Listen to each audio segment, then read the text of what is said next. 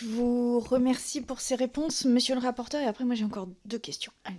Oui, merci. J'aimerais revenir sur un point que vous soulevez, qui est un point assez important, il me semble, sur ce que vous dites être des injonctions contradictoires entre le Code du travail et le droit d'auteur. Et c'est vrai qu'il y a des questions qui peuvent se poser. Sauf erreur de ma part aujourd'hui, sur la question du réalisateur. Parce que c'est peut-être là qu'il y a un sujet. Le réalisateur, si je me trompe, vous me dites, hein, aujourd'hui, quand il est embauché par une production, et généralement, il a 2 contrats. Il a un contrat de technicien, réalisateur, et d'ailleurs, c'est cette partie-là qui lui donnera accès à l'intermittence du spectacle.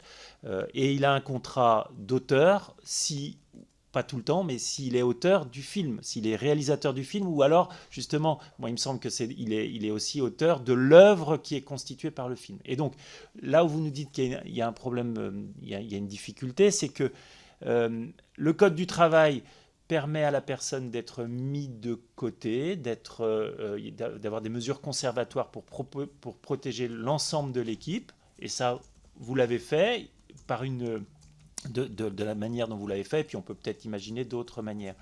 Mais il me semble que s'il continue à faire le film, et que le film est entaché justement et abîmé, le code de l'auteur, le droit d'auteur, quel est son statut exactement sur la question de la mise en lumière? Est-ce que c'est toujours son œuvre? Aujourd'hui, il me semble que oui, mais est-ce que et on pourra difficilement y déroger, je crois, dans le cadre de la convention, des différentes conventions internationales sur le droit d'auteur. Donc, comment on fait et quelles pistes vous auriez là-dessus sur ce sujet?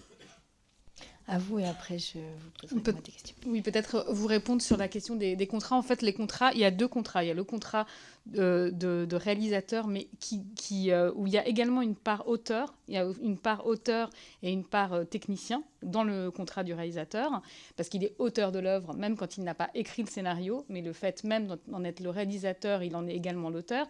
Et par ailleurs, lorsqu'il a participé à l'écriture du scénario, il a un 2e contrat où il est auteur du scénario.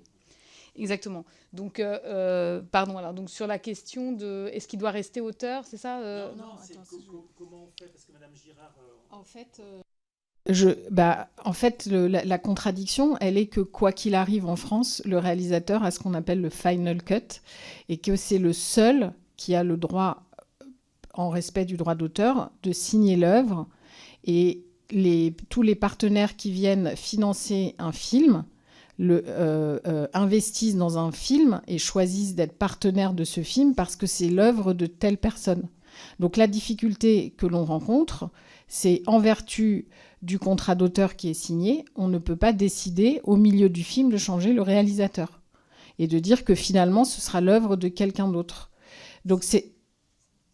Si, parce qu'un contrat, justement. Dans les clauses contractuelles, il peut parfaitement y avoir des clauses qui vont stipuler que si l'auteur a commis un acte, il n'est plus auteur. Et que ça s'appelle une rupture de contrat. Je pense que ça doit être possible. On peut parfaitement imaginer. Alors, nonobstant la question du scénario, si les scénaristes, c'est vrai que là, il peut y avoir un sujet, mais à mon avis, on doit pouvoir imaginer, et aussi c'est pas, ça doit pouvoir se faire, la clause fait que il a fait une faute, il est licencié, et par-delà même, il n'est plus auteur du film. D'ailleurs, la preuve, il ne le finira pas. C'est pas lui qui va le finir, et ça sera peut-être un autre réalisateur. Je précise en complément que ça se produit sur Netflix, par exemple. Il y a des contrats qui permettent de changer de réalisateur au milieu. Voilà. Oui, alors là, on arrive sur la question du sacro-saint droit d'auteur français. Et qui est en tout cas en cinéma, un peu différent de ce qui se fait en audiovisuel.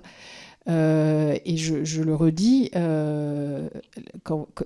que les partenaires d'un film, un distributeur peut tout à fait décider de finalement pas sortir le film si le réalisateur a changé. Donc, je ne crois pas qu'il faille juste dire c'est possible, il suffit de le changer. Dans les faits, dans la pratique, même les comédiens, il y a des comédiens qui acceptent de faire le film parce que c'est un film de tel réalisateur. Mais on a même, nous, le public, le même réflexe quand on va voir une mise en scène au théâtre de n'importe quel metteur en scène. Ce sera jamais la même œuvre, quand bien même c'est une œuvre de patrimoine, que la même œuvre mise en scène par quelqu'un d'autre. Donc la question du droit d'auteur, elle est quand même là malgré tout. C'est le regard d'un auteur sur la façon de faire un scénario. Et surtout la question de la culpabilité de la personne. Enfin, je veux dire, c'est pas parce qu'il est mis en cause qu'il est coupable.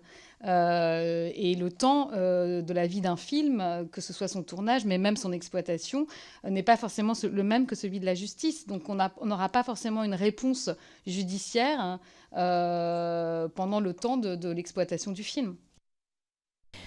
Alors,